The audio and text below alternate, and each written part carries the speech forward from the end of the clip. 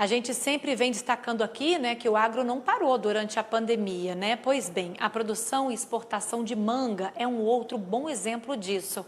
Só para se ter uma ideia, nesse período, a venda da fruta para o exterior ultrapassou recordes, segundo aponta o Observatório de Mercado da Manga da Embrapa Semiárido. O João Ricardo Lima, que é pesquisador da Embrapa Semiárido, vai falar com a gente sobre o assunto ao vivo por Skype. Seja muito bem-vindo. Obrigado por estar aqui conosco, viu?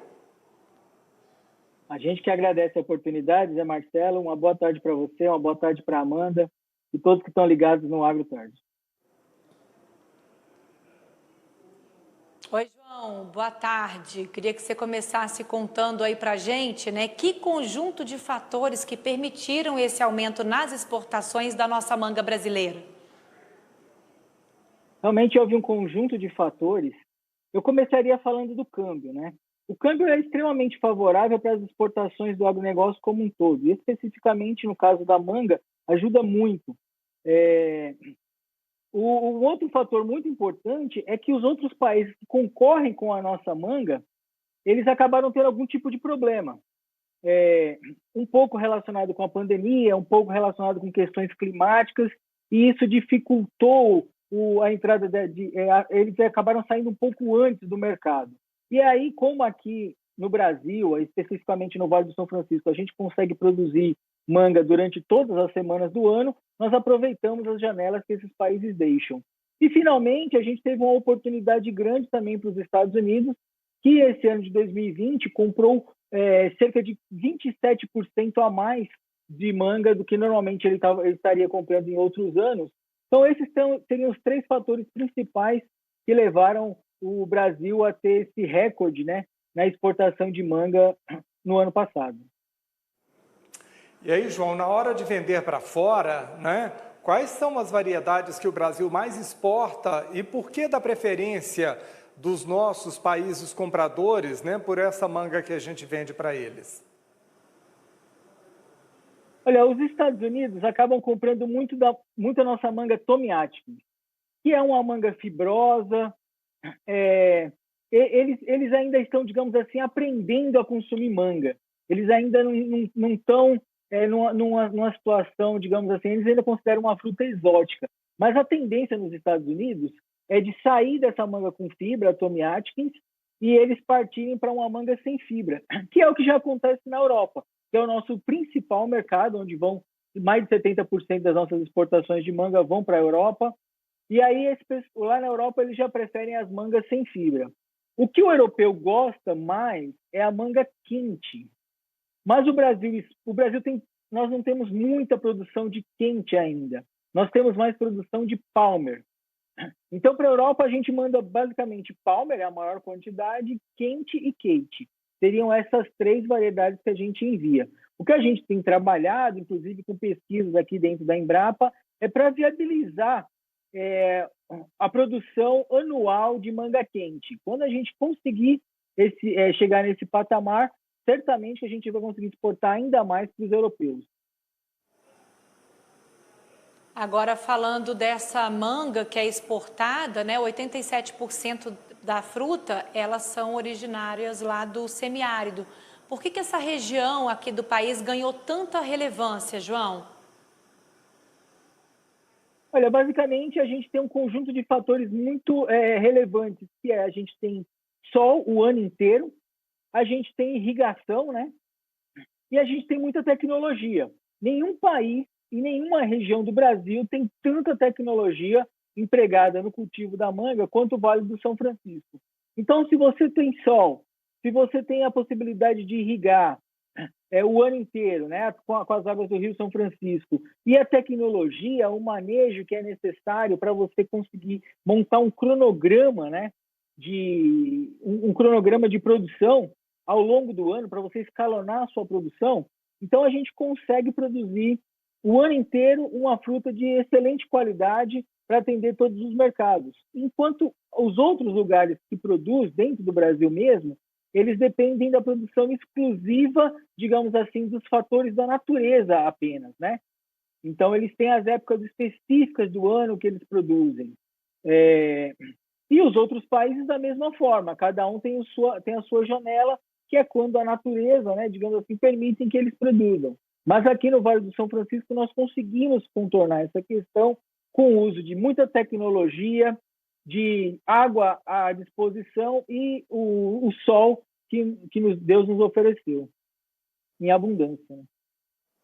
Ô João, você falou aí dos Estados Unidos e da Europa como grandes mercados brasileiros. Eu queria saber de você quais são os nossos outros mercados e qual que é o caminho que a manga brasileira trilha até chegar à exportação do sítio ou da fazenda até o mercado internacional. Olha, realmente os nossos mercados o mercado principal para manga produzida no Vale do São Francisco é o mercado interno. Daí é uma questão que tem que ficar bem clara, que 80% da nossa manga fica no mercado interno. Os outros 20%, que vão corresponder a 87% das exportações nacionais, quase 70%, vamos colocar 70% vai para a União Europeia, uns 20% para os Estados Unidos, e o restante divide um pouquinho para o Canadá, um pouquinho para o leste europeu, mais um pouquinho para a Ásia, e basicamente é isso. A gente é bem concentrado em termos de mercado, né? Basicamente Estados Unidos e União Europeia. Agora temos a esperança e a expectativa de abertura de novos mercados. Houve a abertura do mercado do melão para a China, a próxima fruta que está sendo negociada, a abertura do mercado para a China é a uva e depois vai ser a manga, né? Então se tem uma grande expectativa com essa abertura do mercado. Então, basicamente, você tem a produção na roça e essa produção ela é levada para os packing houses. Os packings, as mangas são selecionadas, são divididas por tamanho, né? Embaladas, colocadas nos pallets e aí elas vão... Basicamente, a gente aqui do Vale do São Francisco, a gente manda para 2 portos. O porto de Salvador e o porto de Pecém. O porto de Salvador... ele é mais perto daqui da nossa região, do Polo Petrolina e Juazeiro. Mas, às vezes, acontece de você perder o navio em Salvador, você manda para o PC e pega o navio lá em cima. E aí, então, depois, aí ele vai para Roterdã, a maior parte vai para Roterdã, e Roterdã recebe a fruta e distribui. E nos Estados Unidos, a maior parte acaba indo para o aeroporto da Filadélfia, né, para o porto da Filadélfia, onde de lá distribui para os Estados Unidos. E isso daí vai mais de 90% da nossa manga da forma marítima. Mas existe uma outra parcela, mais ou menos uns 5%, um pouquinho mais, que vai no formato, ela vai pelo modal aéreo, né? E aí a gente tem aqui um cargueiro que leva semanalmente as frutas para a União Europeia e existe a possibilidade da gente mandar de caminhão para São Paulo, essa fruta vai para São Paulo e aí ela vai nos aviões comerciais mesmo, né? Ela vai ali normalmente ela vai para a Europa também, para os Estados Unidos, a maior parte vai para a Europa, digamos assim, dentro dos aviões, né? Como bagagem dos aviões, onde sobra espaço. Então é basicamente isso, uma parte vai marítima, a maior parte e a menor parte vai aérea. Porque a fruta aérea ela tem um maior valor agregado, né? Então ela pode ir pelo formato aéreo.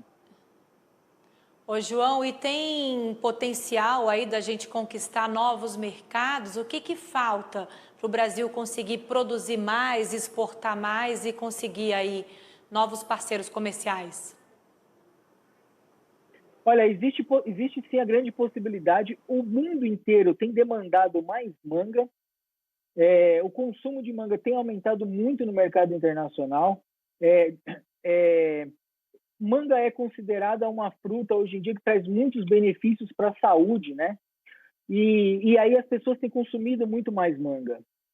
Basicamente, hoje, os nossos os mercados que a gente precisa conquistar são os mercados que ficam mais distantes. Eles estariam realmente lá na Ásia, né? E aí, o que falta para a gente conseguir, além dos acordos comerciais, basicamente ainda é uma questão de logística, porque são muitos dias de navio. Então, hoje, com a tecnologia disponível para transporte, a manga não chegaria com a qualidade necessária, com a qualidade desejada, né? Com a qualidade com que ela é produzida.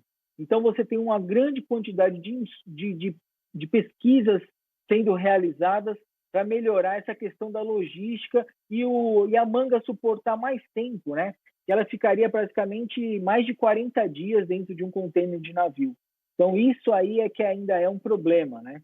Mas isso daí, então, é algo que a gente precisa resolver. Não é um problema só nosso. O nosso principal concorrente no mundo é o Peru, que está também com essa mesma dificuldade. Os nossos pesquisadores conversam de lá.